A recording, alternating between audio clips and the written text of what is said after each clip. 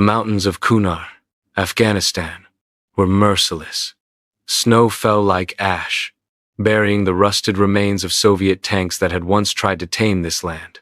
In late 2009, a convoy of U.S. Humvees clawed their way up a winding trail, engines growling against the icy slope.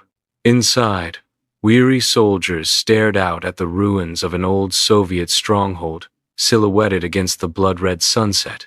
"This is it?" Sergeant Miller muttered. "Hell of a vacation spot." Beside him, Private Harris smirked nervously. "Locals call it the Devil's House, right?" The Afghan interpreter, a thin man named Farid, turned pale at the mention. "They say this land is cursed. The Russians built on a mass grave. Innocent villagers, executed. Their bodies still lie beneath the ice." The soldiers laughed it off, though uneasily. Outposts were never pleasant, but this one felt wrong. Even the air carried a rancid smell, like rust and rot. That first night, while the men unloaded supplies, faint footsteps echoed in the empty barracks. Private Dawson called out, "Who's there?" No answer. Just the sound of boots walking, circling, stopping behind him. When he spun around, the corridor was empty.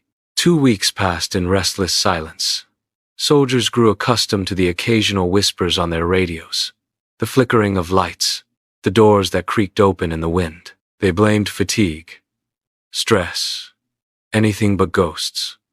Until Ramirez. He was found at dawn, slumped against the wall of his quarters, throat cut so deep his head nearly hung loose. Blood soaked the floorboards, thick and blackened by the cold. The medic's report said, suicide. But Sergeant Miller stared at the scene in disbelief. There's no way. He couldn't have done this. The blade's on the other side of the room. His hands are clean, Private Harris whispered, trembling. Maybe it wasn't a person. That night, no one slept. Soldiers sat on their bunks, rifles across their laps, waiting for something, anything, to make sense. At 2:47 a.m., Harris heard it again. Footsteps outside his door, slow, heavy. He opened the door with his M4 ready. The corridor was dark, empty. Then behind him, Ramirez's voice. "Help me." The next evening, Harris stood guard at the perimeter. Frost clung to the wire fence. Moonlight bathed the valley below.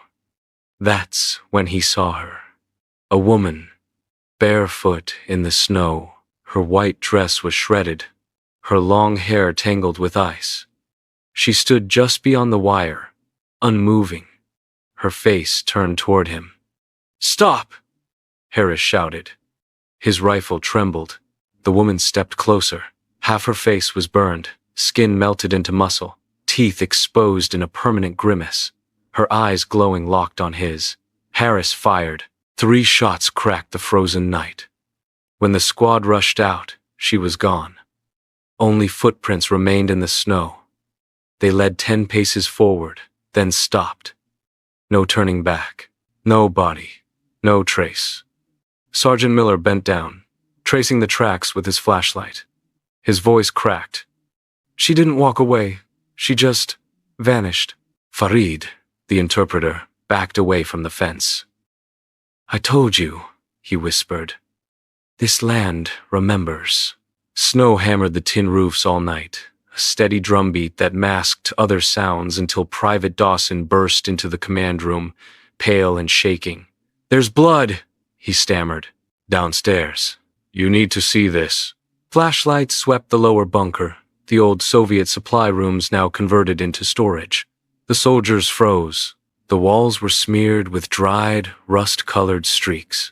Dark drag marks stained the floor, as if something heavy had been pulled across the concrete and scrawled across the far wall in jagged letters. "We are still here," Private Harris whispered. "Jesus Christ." Sergeant Miller knelt, running his gloved fingers over the message. The letters were thick, flaking. "This isn't paint." He rubbed his glove against the wall.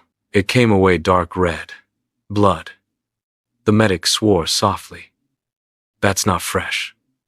That's old." years old. Farid, the interpreter, refused to step inside. His voice trembled. The Soviets killed people here. Men, women, children. They say the ground spits out the living. You should not have come. The squad searched the room thoroughly, but there were no signs of forced entry. No fresh blood trails, just that chilling message. Back in the barracks, the soldiers argued in low voices. It's Taliban, one insisted. No, another countered. Taliban don't sneak in to paint ghost stories. They blow the place up. No one slept that night. The next week, the outpost fell into a tense rhythm. Check the wire. Patrol the ridgeline. Try to ignore the footsteps in the corridors and the whispers in the radios. Then came the night of the missing patrol. 4 men, Corporal Jensen, Privates Dawson, Bell, and Ortiz, headed out for a routine sweep along the ridge. Snow crunched under their boots. Their radios crackled with static, then silence. An hour later, they had not returned. At dawn, Miller led a search team. The valley was silent except for the groan of wind. They found the patrol's rifles scattered across the snow. Helmets lay nearby, one cracked clean down the center. There were no bodies. And on the ground, carved into the ice with something sharp, were 3 words, "You are next." Private Harris dropped to his knees, retching. "This isn't war," he gasped. "This is something else." The message was written perfectly straight, letters precise, carved deep into the ice, too deep for a knife, like the earth itself had been cut open. When they returned, headquarters dismissed it as a Taliban ambush. Then where are the bodies? Miller snapped over the radio. HQ never answered. By now, the outpost felt less like a base and more like a prison. Soldiers jumped at shadows. Meals went untouched. Eyes were sunken from sleepless nights. The radios became the worst of it. At 100 hours, Harris was on watch when his headset hissed with static. Then, faintly, Harris. He froze. It was his mother's voice, soft, pleading. "Come home, sweetheart. You don't belong there." He tore the headset off, heart racing.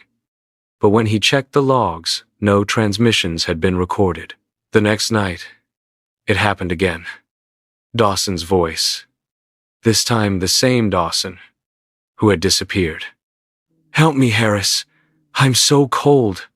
Please." Harris staggered into the command post, pale as death. "She's talking to me. My mom. And Dawson. They know my name." Sergeant Miller didn't answer. His own radio had whispered to him too. Not his mother, not his friend, but his wife. And she was singing a lullaby they used for their baby daughter, the same lullaby he had never told anyone about. By morning, Harris was gone. His bunk empty, his rifle still leaning against the wall, and on his pillow, in the frost of his breath, words had appeared. Join U.S.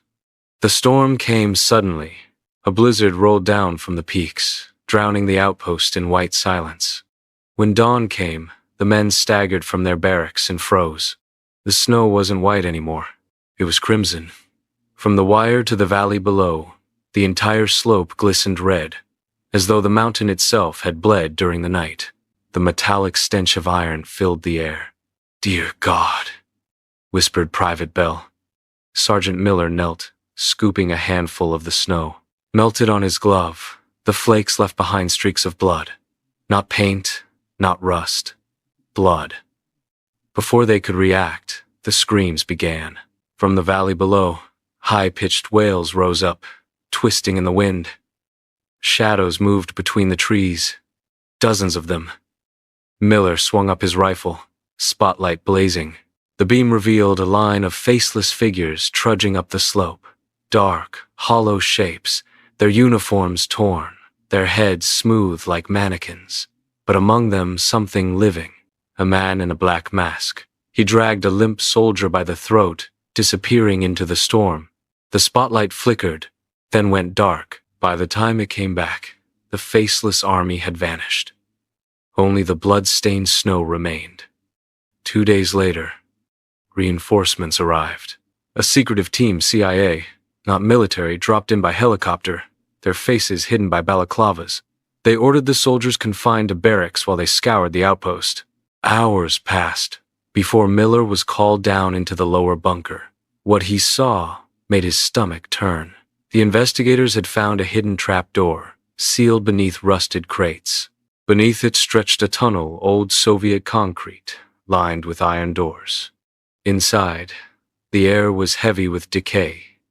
Rusted chains clinked against the walls. Hooks dangled from the ceiling. The floors were stained with ancient, dark patches. This was a torture chamber, one investigator muttered. They executed villagers here, maybe hundreds. Deeper still, they found fresher evidence, helmets with recent blood, bullet casings, a pile of bones, too many to count, and carved into the stone, in jagged Cyrillic letters, "We never left." The truth began to emerge. A rogue warlord had taken over the tunnels years ago, using them to abduct soldiers under the cover of ghost stories. But Miller couldn't shake the feeling that not everything could be explained by men alone. Not the red snow, not the woman. The CIA team confiscated all surveillance footage, but Miller, distrustful, had already made a copy. That night, he sat alone in the command post, reviewing the feeds. At first, nothing but static. Then movement. The footage showed Sergeant Miller himself, sitting at his desk. Behind him, the heavy steel door creaked open. Slowly, a figure entered. A woman in white. Her face, half burned away, eyes glowing faintly. She moved silently, gliding across the floor. Miller watched in horror as his own image on the screen stiffened, rifle slipping from his hands. His mouth opened in a scream, but no sound came.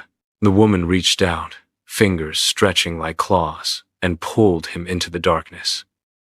The footage cut to black. Miller staggered back from the monitor, trembling. That's impossible. I'm still here. But on the screen's reflection, he saw her, standing behind him. When he spun around, the room was empty. April 2010. Reinforcements arrived once more. Helicopters circled above, ready to extract the survivors. But the outpost was silent. Every barrack, every bunker, every tunnel empty. Rifles lay on the ground. Half-eaten meals sat rotting on the tables. Radios hissed with dead static. Not a single soldier remained. The report filed later was simple. Enemy attack. All Kia. No mention of ghosts. No mention of tunnels. No mention of the red snow. The outpost was abandoned, sealed off, erased from military maps. But the villagers still whisper. They say on winter nights, the ridge glows crimson. That faceless men march in the snow. That a woman in white waits by the wire, her burned face smiling. And if you listen closely, you can still hear the radio's soldiers' voices whispering for help. Trapped forever in the haunted outpost. The crime was real. Warlords, tunnels, mass graves. The horror was real. Vanishings, red snow, the white woman. But no one knows where one ended and the other began. The file remains classified. The outpost remains cursed, and the mountains remember every drop of blood spilled upon them.